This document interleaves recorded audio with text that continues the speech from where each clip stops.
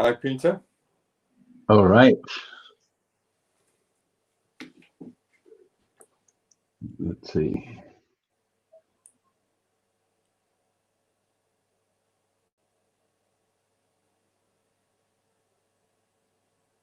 You're on mute.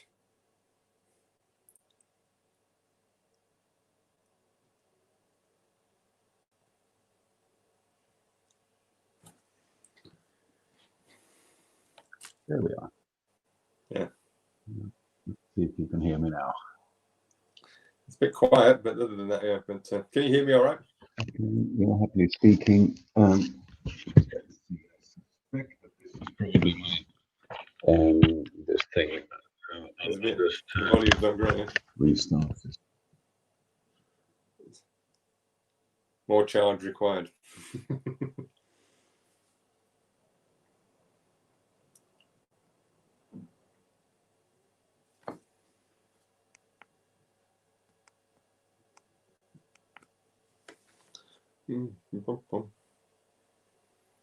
It's like fairly good technology. You're on mute again. You're muted. How about now? Yeah, still a bit quiet, but can you hear me okay? I can hear you absolutely perfectly, yes. Yeah.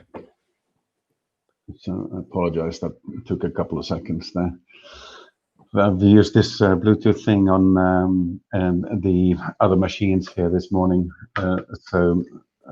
When I switch over, the Mac is sensitive to it. The PC is very good at handling Bluetooth, but the Mac seems to be sensitive to switching Bluetooth connections, and it doesn't like it very much. Not so good. Yeah. Very good to see you, sir.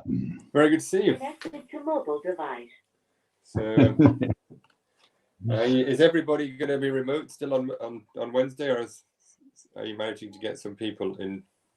It's very easy to get people in, and the challenge there is corporate policy, what we should be following. Yeah. And my CEO is doing the right thing in the sense that he's wrestling with the question. He's actually not sure whether we should do it or not, because regardless of what the government policy is, we need to make our decision about what we want to do and what level of risk we want to subject people to. So we have a booking at a sort of fabulous place, and we have people coming, and that's all lovely. And I think that decision is going to be a late one. I think it's going to be like Tuesday when my boss takes that decision. Right. It's a tough one. We need to just ensure that, well, it's not easy. It's not easy because regardless of what the government policy is, we have to have our own opinion about these things. Yeah. So I'm going to go down and look at it on Monday, just see so that I can report back and tell my boss what it's actually like and what's likely to be happening. But at the event, regardless, we'll be using this technology for broadcasting, because it's definitely true that no matter what we do, there will be many people who choose to attend remotely. So we'll do that. And how are you getting on attendance? It's very good. It's defined very good. It's sort of I mean, are we going to have 200, 300, 400 actually at the event, actually tuning in? It's always difficult to guess how many people turn up out of the people who have registered. So is it going to be, is it 40% who turn up, or 50%, or 60% who turn up? It's not easy to know in advance. We'll see. It has been. It does seem to be very popular in this segment of people. I mean, we're not throwing this open. We're not trying to attract people from every walk of life. We're targeting people who actively work with AI. Yeah. So we're specifically in that space, and the audience will be mainly UK, and I'd say maybe we'll get somewhere between 25 and 30% from the German-speaking areas of Europe. So that's what it will be, and then there'll be a smattering from the US, China, and Scandinavia, just because that's where I've been doing work. So we'll probably have some. The sum of those other countries will maybe be, I don't know, 30 or 50 people or something, but mainly UK. Yeah. So it'll be the format, and the idea is to do this so that it's a discussion among peers, and then people who are interested can listen in, and then each person talking. The idea is that talk for, say, 20 minutes, maybe 25, 20 minutes, and then let's see. And one of the beauties with this StreamYard system is that it's so easy for us to have multiple people at the same time. If one of the speakers wants to join into someone else's discussion, then one of the speakers can just come on, and I can enable them to come in. So, so I have control here. So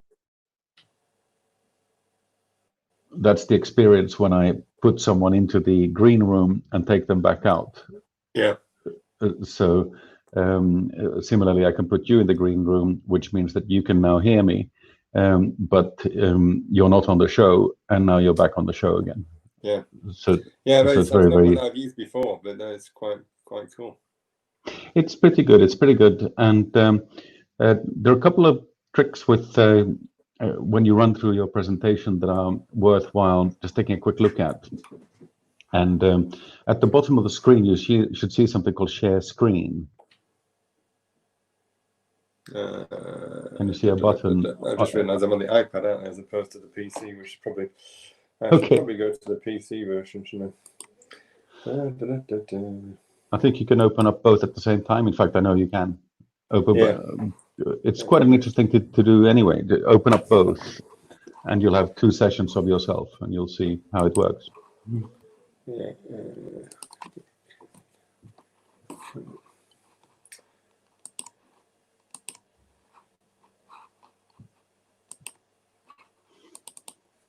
I have one of those big iPhones, and when I switched over to a big iPhone, I found that I stopped using my iPad, which was a bit surprising. Yeah, I've still got quite a big iPhone, but I still use the use both. Yeah.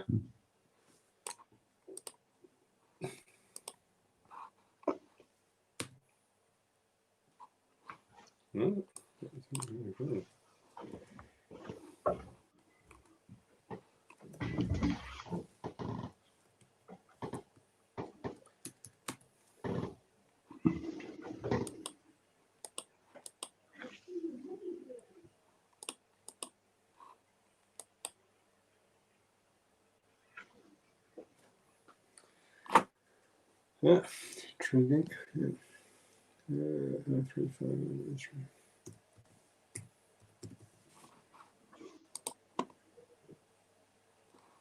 Right. Yeah.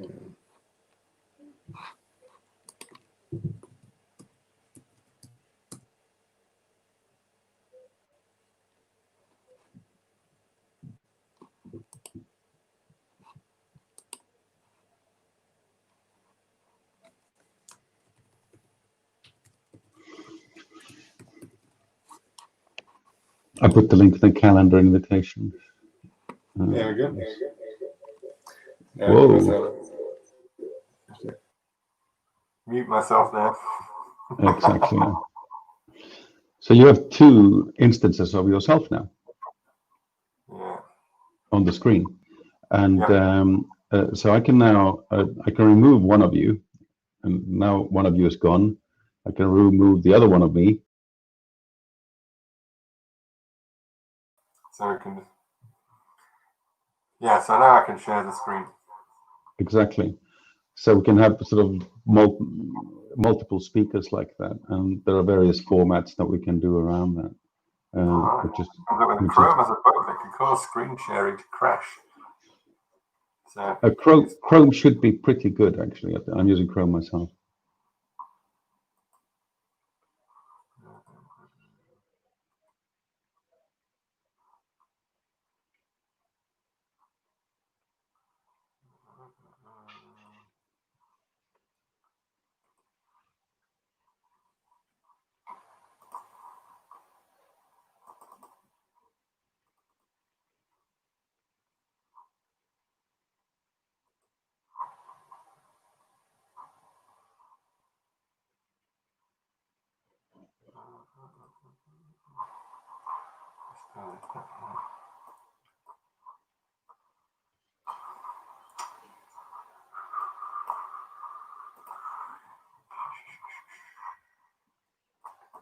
There we are. Yeah. I'm sharing. Okay, so exactly, and I can add that to the stream. So now you've got that, and you can actually present exactly from there. I find it easiest to present exactly from there. Yeah. And but you can do full screen if you prefer. But I prefer presenting like that. I think it's that already works, and I can make that full screen like that. So I can make it full screen like that, or like that with your picture, and then of course I can make sort of the other people go away, so there's only.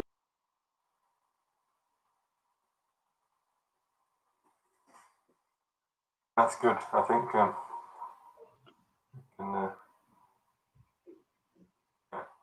works well. I think it's terrific. I think the system is really, really good, and yeah. Cool. So technology works, which is great.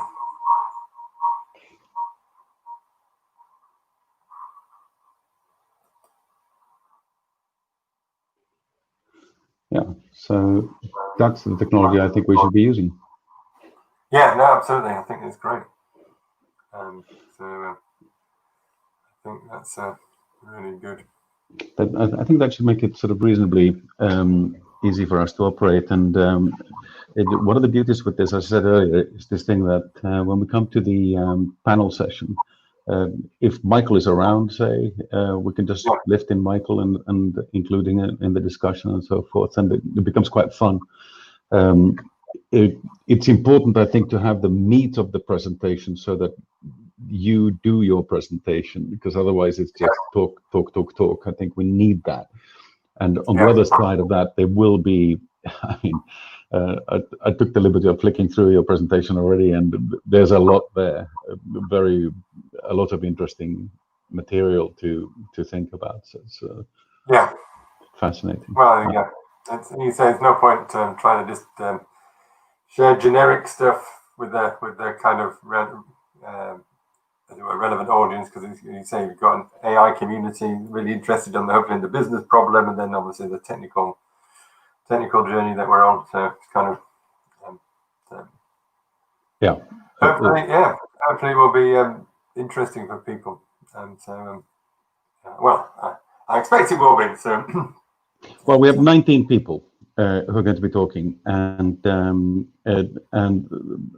you've seen the caliber of the people. It's terrific. It's a wonderful group of people, and a lot of them will be hanging around for a couple of hours. So we have reason to believe that people will want to jump in and take part in the last few minutes of your session, and vice versa. You're of course very welcome to hang around. I know you have a board meeting and so forth, so it's difficult for you. But if you come early, please do. And at the end of people's talks, then if you'd like to talk directly online to people, then you can. Obviously, after the whole thing, I will communicate all the speakers' full contact details to each other, so that if you want to connect directly to people, you can.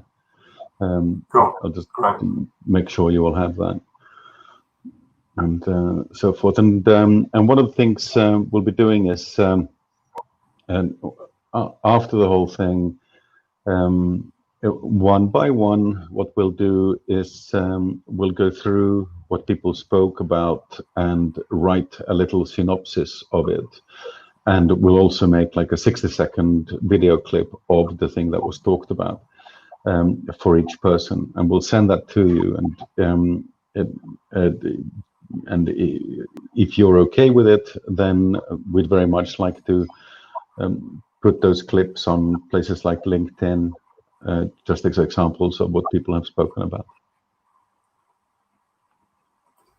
No, that's good. I'm happy with that. But we wouldn't do that before you first see them, so that you have the opportunity to just say, actually, that's not quite what I'd like to say. Yeah, no, that's fine. I'm happy with that. Great. So that's how big and Yeah, complicated this is. That's about the size of it. It's a wonderful group of people, and they're all really nice and relaxed. Of course, they're mega senior, but so what? That's just nice. And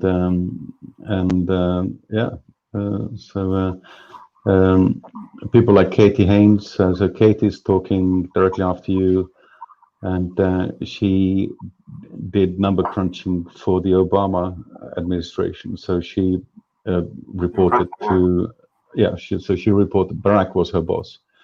And after that, she moved over to Facebook, and she did number crunching for Mark Zuckerberg. And she has now started up an own entity in medical together with Berkeley University. And it's a pro bono thing, but they're very well financed, and they're doing some fascinating work in medical.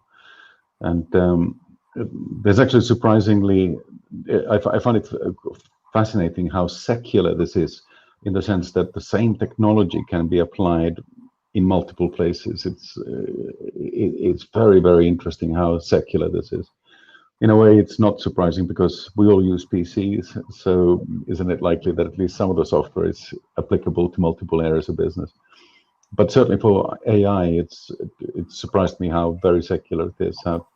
So Katie's directly after you, and she has a 4-month-old at home, and her 4-month-old typically sleeps really well in the morning. So she said that she's totally looking forward to waking up early and being with grown-ups for a little while before the little one wakes up. So she's really looking forward to that. Yeah, it's fun. So yeah. So, cool. So those are some, Okay, great. Wonderful. Looking forward to it. So I'll join as soon as I can. Yeah. Another person who's coming is Chris Wigley, and Chris is responsible for Genome England, and who are doing matching of DNA against medical records with the NHS. It's an extraordinary project.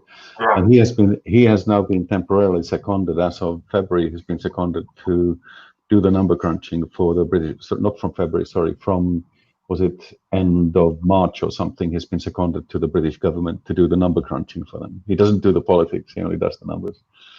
So he's number crunching before is the Dominic Cummings. Yes, exactly. So he does the COVID numbers, and then someone else draws the conclusions. But he's a fun guy as well. Cool. Thank you, Eddie. And okay, brilliant. Well, I'm jealous of you. I'm looking forward to it.